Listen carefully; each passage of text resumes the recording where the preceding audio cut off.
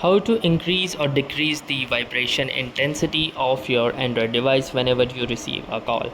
So hey guys, welcome to this tutorial. In this tutorial I'll be guiding you through the steps on how you can manage the vibration intensity, or basically you can tune it by either setting it high or low depending upon your preference, especially when you receive a message or a notification. So in order to start, the first thing that you will need to do is simply go to the settings of your Android device.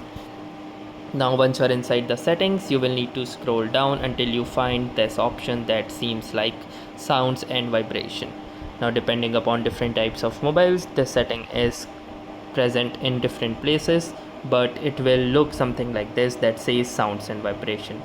So once you are inside sounds and vibration, you will see this particular options which are present right here, and if your device supports, you will also see the vibration intensity. Set vibration intensity for alarms, incoming calls and notifications.